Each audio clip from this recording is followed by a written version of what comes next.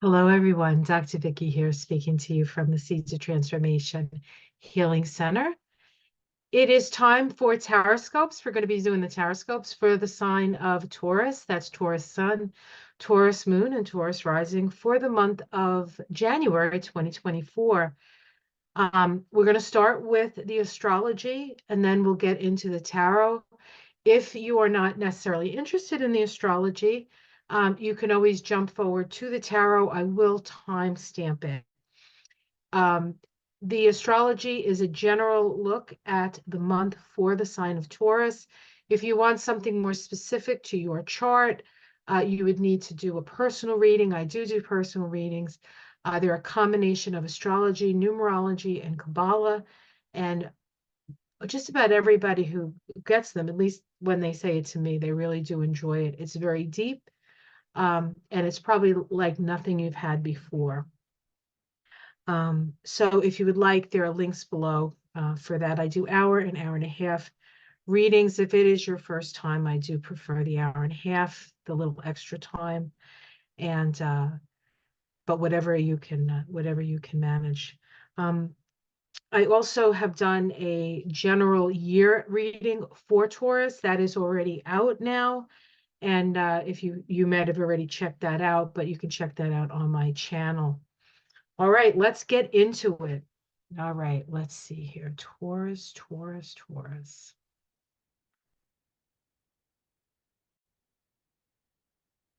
All right, Taurus for 2024. Taurus, as you may know, is a fixed earth sign, and your mantra is I have, and your ruling planet is Venus. Now, just to point out that this year is an 8 vibration year, 2024. January is a 9 vibration month. January 2024 vibrates to a 9. But we do have this 8 energy in the tarot. It's associated with the Strength card. And the Strength card is associated with the sign of Leo. So Leo in your chart becomes a bit of a more of a focus through the vibration of the year. And for you, Leo is down in your 4th house. So this is about your home. Okay. This is about your foundations. So this is a very foundational year for you, Taurus. And right here, what we're looking at right now is just a general look at the energies for the year. We have a number of shifting planetary shifts with Pluto and Jupiter shifting into new signs this year. But if you want to know about that, you can check out that astrology for Taurus for 2024. That has all that information. So let's focus on January. And we have a lot of things moving in January. You can see that most of the activity for you, Taurus, is up here at the top part of the chart. We have a lot of energy moving from the 8th to the 9th house, some energy from the 9th to the 10th, okay? The nodes of the moon here, we have the north node in Aries, the south node in Libra. The north node in Aries in your 12th house is asking you to move in the direction of compassion, source, spirit, connecting with your angels, okay? Connecting with your angels while letting go, Libra, of any relationship that takes your power away from you, especially when it comes to a sense of duty. You may have a sense of duty around somebody that sort of holds you back. So this would be the time to sort of allow that to resolve itself in a way. Okay. All right. So let's take a look and see. We'll go week by week. I guess that's probably the easiest way to do it. Week 1, the first day of January, which incidentally vibrates to a 10-1, which is the Wheel of Fortune and the energy of change. We have Mercury stationing direct at 23 degrees of Sagittarius. That's happening in your 8th house. Your 8th house is your house of shared resources, shared values, shared feelings. Okay.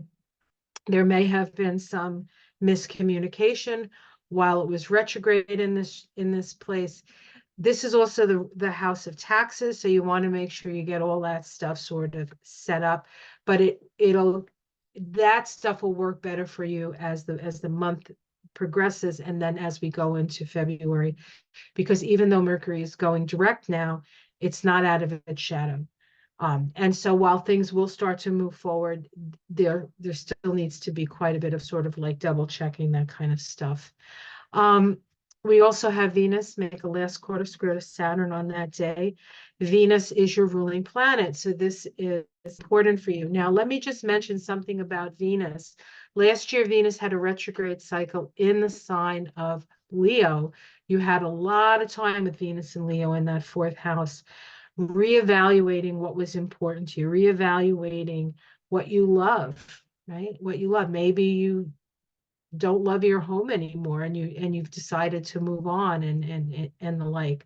So that's a possibility as well. Or maybe you realize that you love your home and you don't want to go anywhere, which is kind of it's kind of a Taurus thing anyway, but that's like a little bit of a joke. But you had in 2023, you had some time with that.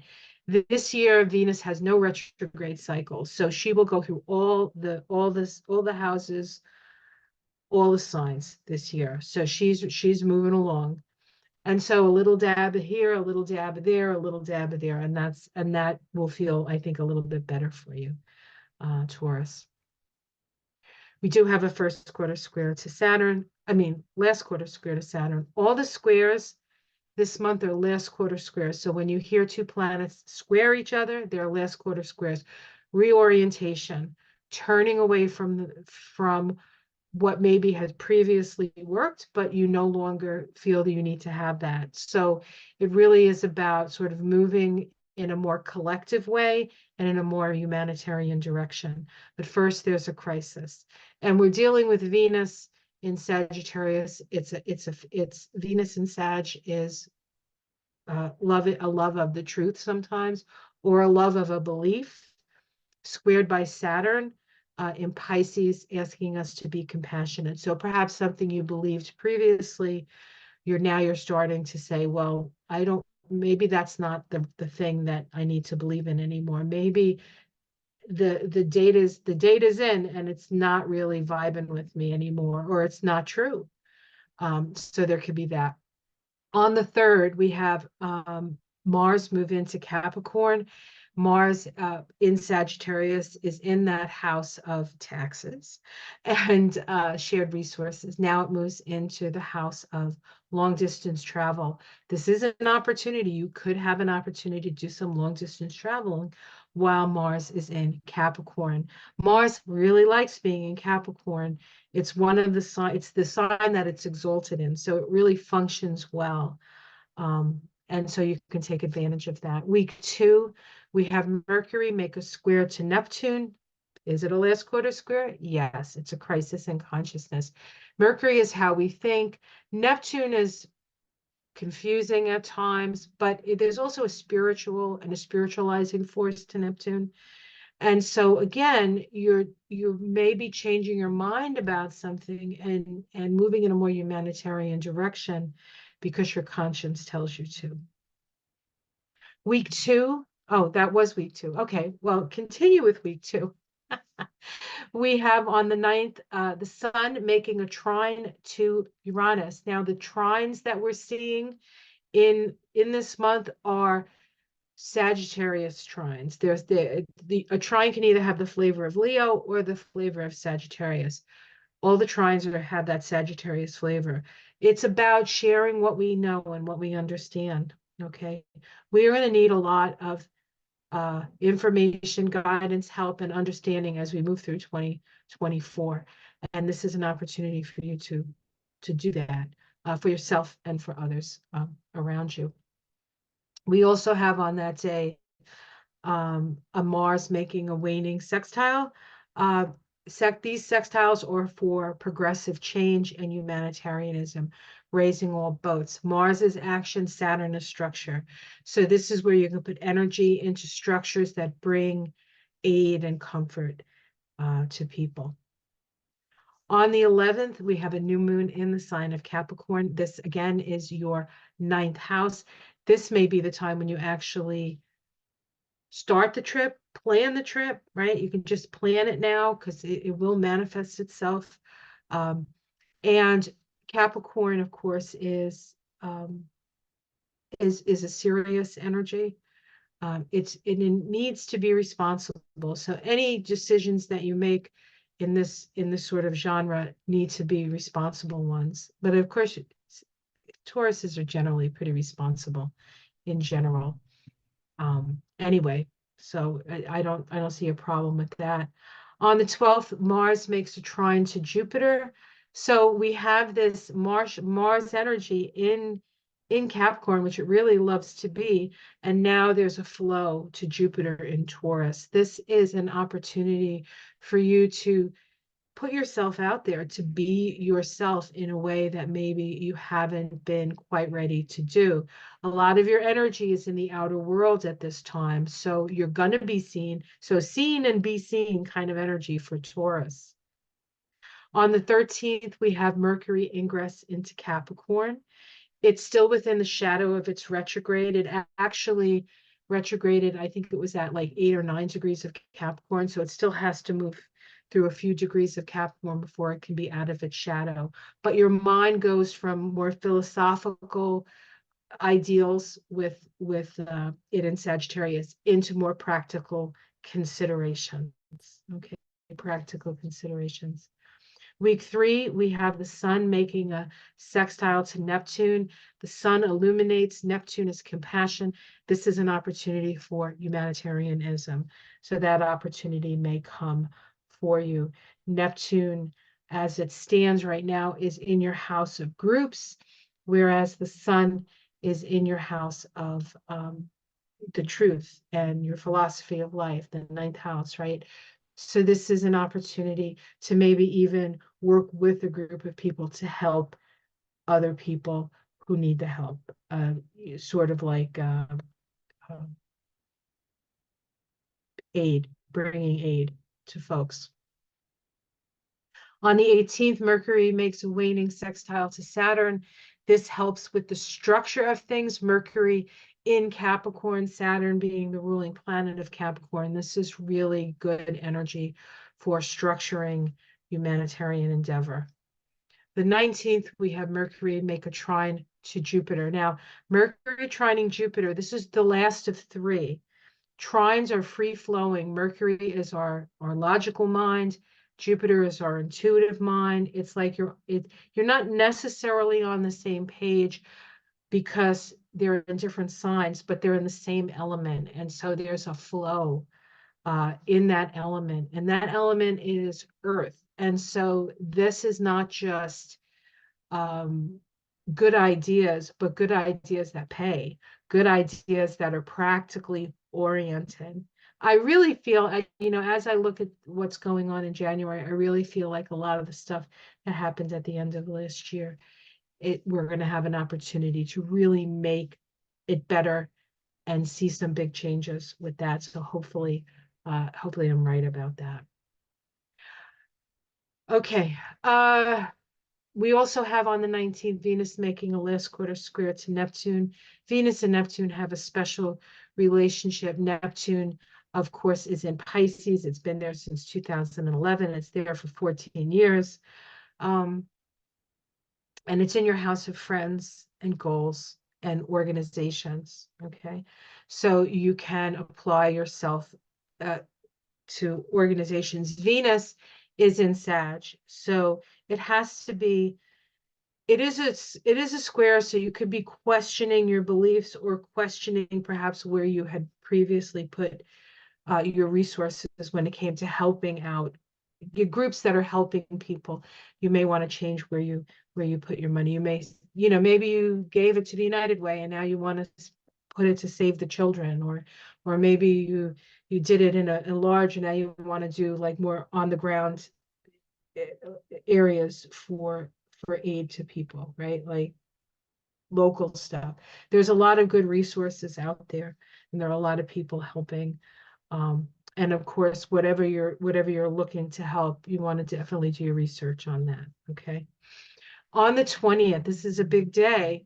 On that day, the Sun and Pluto come together at the last degree of Capricorn, 30 degrees of Capricorn. That for you is in your ninth house. And then on the same day, the Sun moves into Aquarius, and a little while later, Pluto moves into Aquarius. So this is a big day. This is a big shift. We have a conjunction between the Sun and Pluto in Capricorn. That will be the last time the Sun and Pluto can join in Capricorn.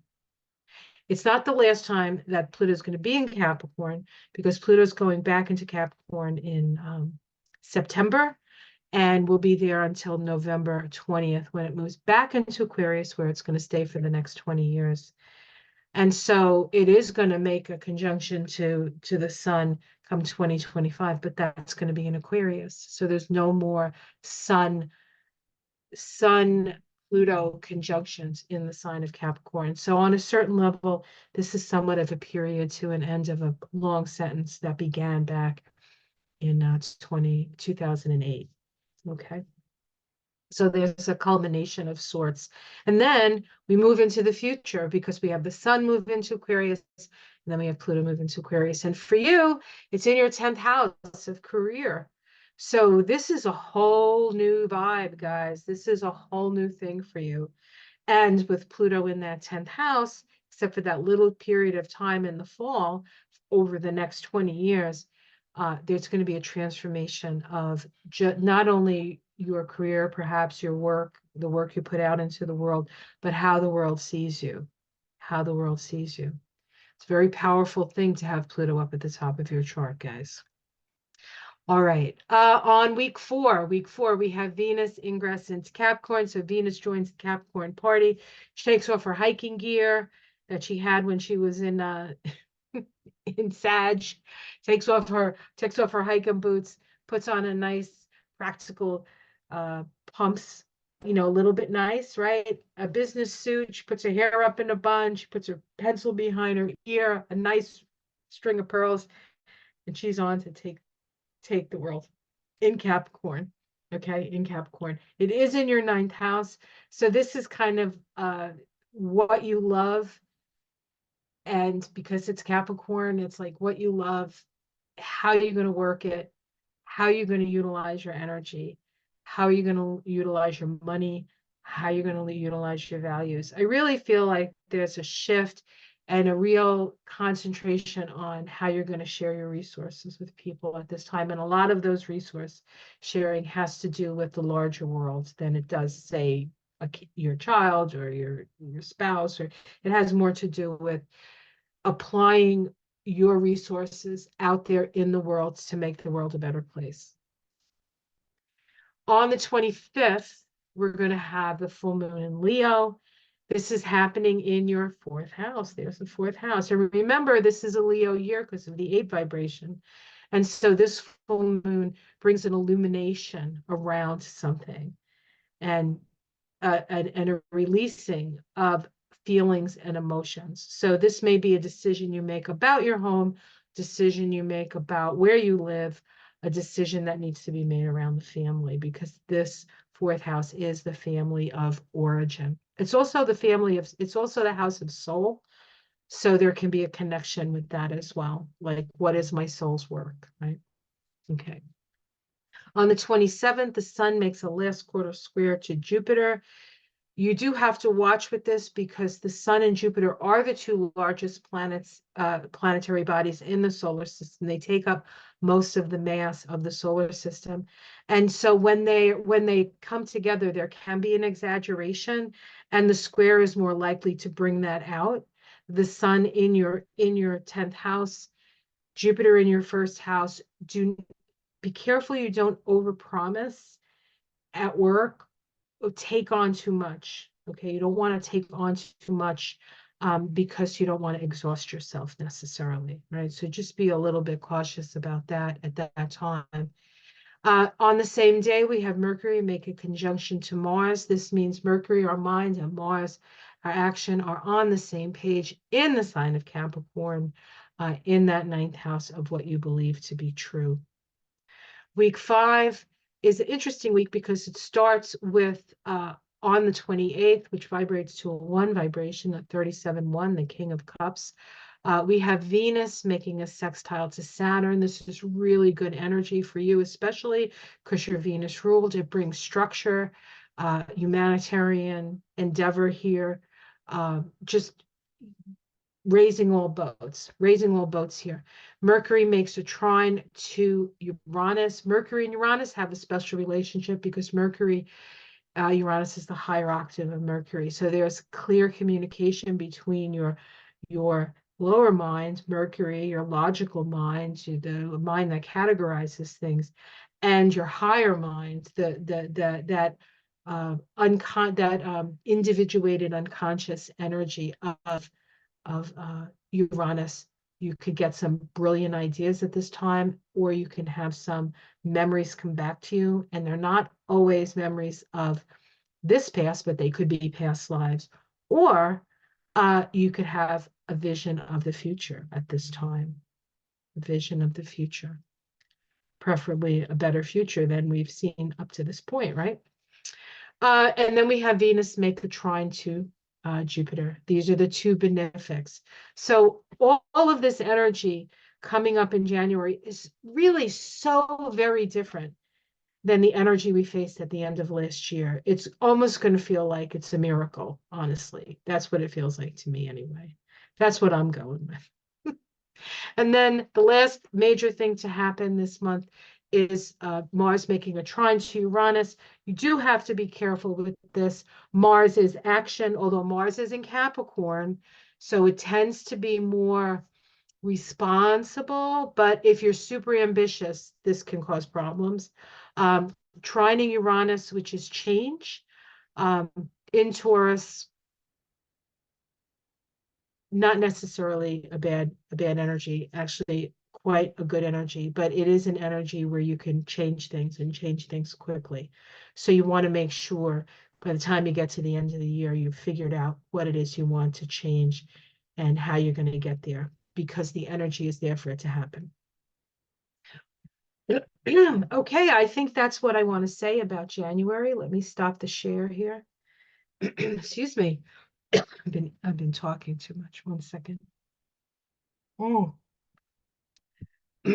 So I'm going to be using the Tarot of the Spirit for you guys, Taurus, and then I will pick a oracle card using the Starseed Oracle in honor of the sun moving into Aquarius. So what does Taurus need to be aware of this month? My husband is roasting a chicken as I'm doing this, and I have my Venus in Taurus, and I'm like one of those cartoon characters that's gonna go, float away on the aroma of the food. I'll stick with you. I'll stick with you. He makes a mean roasted chicken. Let me tell you. What? Almost ready, almost ready.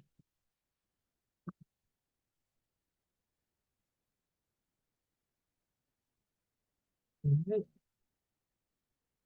The cats. Get the cats. Oh, shoot. All right, well, they're on the floor. All right.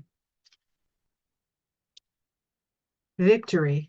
We start with victory, called glory. This is the 6 of fire, the 6 of wands. So you have come up victorious. You've had to pay a high price, but you're in the place of victory. It's also a 6, so it's about balance. It's about balancing the scales. This is the other side of something else, and this is what all the effort was about. What challenges it? The 10 of swords, what challenges your victory is that there are a lot of ideas, ways of being, not so much ways of being, ideas, mental structures that are done. End of story. We're done. So something is coming to an end. And in a way, you know, you're victorious. It's a little bittersweet. It's a little bittersweet. Underneath it all, we have the Mother of Earth. This is the Queen of Earth. This is a Taurus card, in fact. And so at the root of it is a love and appreciation of Mother Earth herself, of your connection to the earth. You are an earth sign. In esoteric astrology, Taurus is the light within. It's the light within, deep within the earth, but it is the light of spirit that enlivens all of it. Let's see what's in the past. We have the Seven of Swords here. Too much confusion, too many voices, overwhelm, not a great card. Jeez. They're all like falling on the ground, but that's okay. I know what was there. In the sky. Yeah, this goes along with the Ten of Swords as the crossing card. Um, Big changes, big around the world, big shifts in power dynamics. The tower is coming down, but the tower that comes down is the lies, is the fallacies. It's the thing that prevents us from being who we truly are. So it has to do with facades falling down. So if you're the type of person who's held up a facade, it's coming down. Now that may not feel so good to you, but know that it's a victory of spirit. It may feel great to you. You might finally say, finally, people are looking at what really is. That's going to make you feel good as a Taurus. Yes, in the immediate future, this is the card for the month, really, and it is the birth of light. This is my favorite card in the deck. In fact, I have a stained glass window over my office that I created for my wedding. We didn't get married in a church. We got married in a garden. I know that's shocking to all of you, right? But one of the things I love about church is the stained glass. So I had done some stained glass work, and so I made my own window, and the name of the window is Birth of Light. It's Birth of Light. I'll show it to you. Now that there's the wisteria sort of covered it up during the summer, but I'll point it out to you in one of my videos. All right. So anyway, that was my story. Let's talk about your story. This is really good. Shining your light. I'm telling you, through all the craziness and everything around us just sort of falling away, the truth of who we are is coming out. And it's a beautiful, wonderful truth. A beautiful, wonderful truth. How it's seen from the outside, the brother of fire, your firebrand. You're on the move. You're proselytizing, perhaps. This could be the journey that you go on. Part of that journey could be a religious pilgrimage. Yeah, could be a religious pilgrimage. In your domestic situation, one cycle, something is manifested. Now, we talk about endings and new beginnings, but it doesn't end until something manifests. So you're giving birth to something at home. Now, this could be, you might have somebody at home who's actually given birth. I mean, that can happen, right? Or this can be a project. But and this could be part of the victory. Here, hold on. Goodness gracious, this could be part of that victory, right? And then it's the end of something, but this is a manifestation card. And so you're giving birth to something, and then you have to start a new cycle. Excuse me. Hopes and fears, the Three of Swords. You could fear some betrayal. This is also a card of freedom. So you might be glad that you're free of something. Maybe the project is over and you're like, thank goodness. And then we have the Emperor, which is dominion, becoming an authority in your own life, being the captain of your own ship. This is clear buoyance, clear seeing, clear seeing, being the head of something. Let's see what's underneath it. Ah, the lightning path, sudden information coming in quick.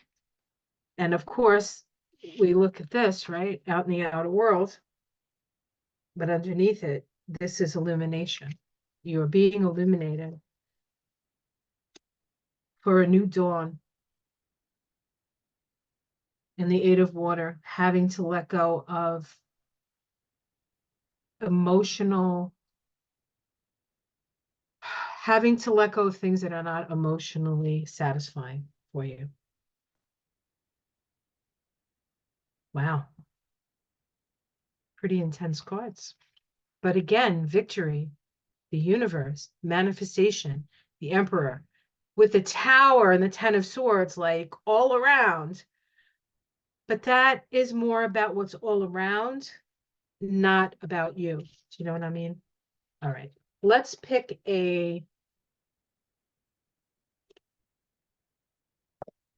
starseed card. Hopefully I won't drop these. Can't believe it's like a minute and it's on the floor. Okay. Oops, let's try this. All right. All right, Starseed Oracle. What advice do you have for Taurus for the month of January 2024? Oops. All right. I'm like,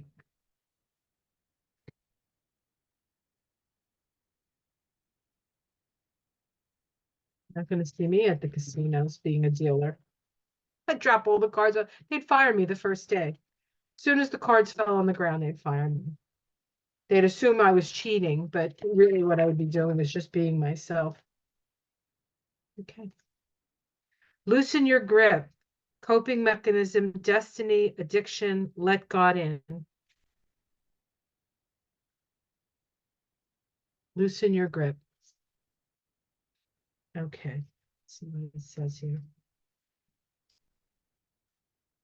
I'll hold this up. These are pretty cards. All right.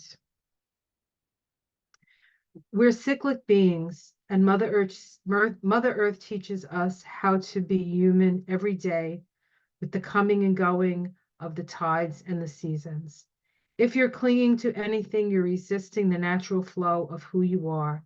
The things we cling to are so often those we most need to let go of. The food, the substances, the relationship, the job, the people pleasing, for example. The thing we cling to often covers up our most vulnerable space, the part we are most afraid to leave empty, the part we guard and don't let grace into. But by keeping that space covered with something that doesn't serve us or clinging to it for fear of not staying of its own accord, we prevent ourselves from receiving the things that will. A Course in Miracle tells us whatever we leave empty, grace will fill. And the Buddha said, who was a Taurus, by the way, you can only lose what you cling to. Indeed, both are true. If this card appears, you are being called to find the courage to loosen your grip and give up control, to release your coping mechanisms and leave space for grace and God to enter, to surrender all that feels dense to the divine. Loosen your grip doesn't mean that what you're clinging to will go away. It may, or it may stay, but you can be sure that what what is for you will find you, and you'll breathe easier knowing that you've shifted from relying on your own strength to surrendering to the grace of life. That's very interesting because the Aries reading had a similar energy to let go and let God. And honestly, I think that's the only option we have. The 8 year is a year that activates on the tree of life, the path between Gabura, which is cutting away, and Hesed, which is production. And it's a balance between cutting away and creating. and it's located in the throat chakra. And the throat chakra, Vishuddha, which means purification, is the place where divine will works through us. And so we have to step aside this month, this year, and we have to allow spirit to embody us, and we become vessels and vehicles for the divine. All right, guys, I hope you enjoyed that. Please like and subscribe. If you enjoy my work, you can become a patron. There's a link below. If you'd like a reading, as I said in the beginning, there's a link below for that. A thumbs up and a share is greatly appreciated. I'm looking forward to a very interesting and active 2024 together. So until next month, have yourself a wonderful month, and namaste.